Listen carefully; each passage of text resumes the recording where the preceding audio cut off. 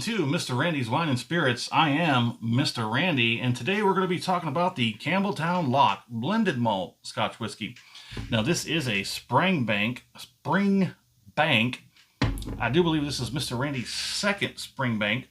But if you're new to this channel, hello and welcome. If you're a returning viewer, welcome back and good to see you, buddy. Hey, this bottle cost me just under $60 and just recently popped up on the radar. Not the radar, I apologize. Popped up on the shelves. I seen this, and the first time I saw it, I should have pulled the trigger right then and there, but I was like, I'm here for something else. And the caveat to that was that it was over $60.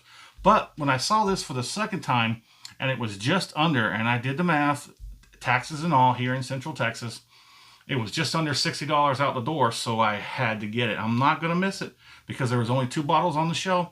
I wasn't going to let this one go. So this is a 46% ABV. For all of you bourbon and proof hounds over there, that is 92 proof, right? Now it is a 700 milliliter, and now most people would probably say that that is definitely a negative for them. Let me show you how much a 50 milliliter bottle is. That's a 50 milliliter bottle, about that much. That's about your first pour, maybe your first pour or two. And I'm not too butthurt over the 50 milliliter difference. Now, the one caveat, the one little tidbit of information I'd like to share with you, a fun fact. Usually the 700 milliliter means that this whiskey was bottled in the UK, because the UK does not do milliliters, even though it's kind of strange. There's a little bit of funniness to that. They use a different scale. It's called centiliters. They use centiliters instead of milliliters. Now, 700 milliliters would be 70 centiliters. I actually do prefer the metric system because it's a little more accurate, it's a little more precise, and it's a little more forgiving, because a mile is a mile. Kilometers different, meters are a little bit better. Then you just it works. Trust me. I don't know why America's got such a hard on for this way they do things. I don't like it, but let's get over it. So this is a 46%. It's a blended malt Scotch. I think we covered all of that, but let's get a pour on. Mr. Randy's Wine and Spirits. How you doing? Huh? Let us know in the comments. Where are you from? What are you drinking? Now, there's a few things up here, eyes up here. There you go. Looks kind of like creek water, doesn't it? You love Mr. Randy's creek water. Mr. Randy's creek water. Okay. Okay, so on the nose, it's mellow but bright. Sweet with ethanol. Yes, there is quite a considerable detectable amount of just straight ethanol. It's got a sweet, sickly back end punchiness to it, but it's also like up front, it's got like a deep mellowness. Well, let's get out Mr. Randy's handy dandy whiskey color scale and let's see about coloring this. Where are we at? Where are we at? What do you think? I think it's more of a auburn and tawny than as opposed to a copper. It's like probably between those two, whatever it is. The nose is a little confusing. Now, I've had about 200 bottles. Most of these bottles have been Scotch. I don't know. It's like, it's kind of like a negative and a positive. That nose it's confusing. It really is. It's interesting. Nonetheless, it's very interesting. Confusing, definitely. But let's get on the palate.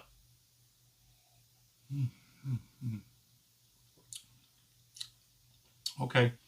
Juicy. My cheeks and lips are squeaking off of my teeth, so that's got some pretty good viscosity. Not a whole heck of a lot. It's a decent mouthfeel. The palate is slightly smoke and peatiness, but very slight. It's not like a full-blown Isla like a Ardbeg or a Lafroig, but there is some peat and smoke. It doesn't really come off on the nose for me. but I can definitely detect it on the palate. There's definitely sweet oaky spiciness. But like I said, there's that sickly sweet sort of characteristic that shows up every now and then. Let's get one more on the palate.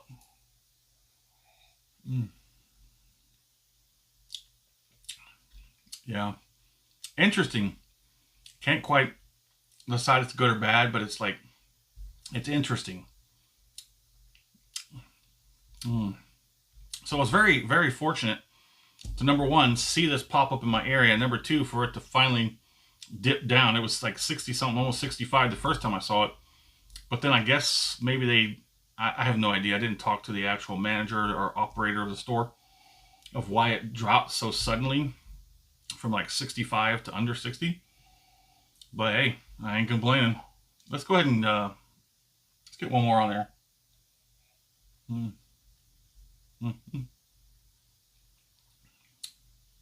Yeah, I mean, there's a very slight smoky and peatiness, very slight.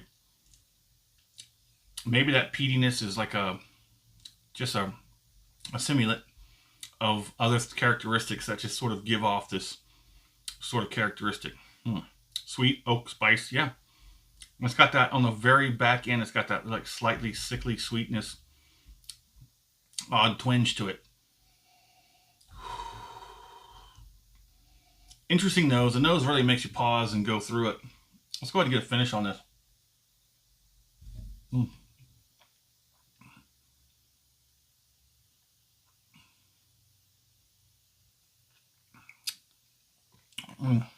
Very interesting finish.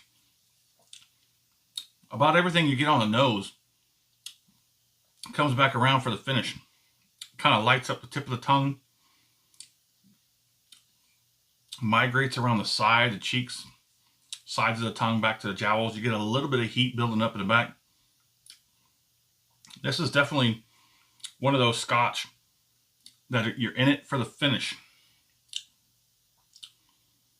Yeah, it's definitely a Scotch that's in it for the finish. Now it's starting to like really light. The gums are starting to like get tingling and a bit numb. I thought it was over once it got to the back and it heated up a little bit. But now, see, now it's going away. That's weird. Interesting. Weird. And now it's changing again. Now it's like kind of, it's like pulsating back and forth from the back to front to the back, front to the back, back to the front. And here we go again. Now the cheeks and the lips are getting a little bit numb. Very juicy, very delicious. So my score out of this, it's going to be a strong 3 out of 5. Now, the price for a blended Scotch, some are going to definitely be on the fence. $60 or more for a blended Scotch. It's a pretty good blended Scotch, to be completely honest. For the price for that blend, for a blended, I mean, I don't know. A caveat with that would be where I actually do kind of have a fondness for blends, but I also do love the single malt. My fair price for this, I would say I'd feel a lot better about it more towards the 40, 45 area. But given that I did pay under 60, but normally I would be paying more than 60 for this bottle. It is a Springbank. See, all these little things are coming together, and it's like give and take. It's like adds a point, minus a point, add a point, minus a point. It is 46%, add a point. Price is over 60, minus a point. It's a blended plus malt Scotch plus the palate's not exactly great. I mean, it's interesting, but it's not great, minus.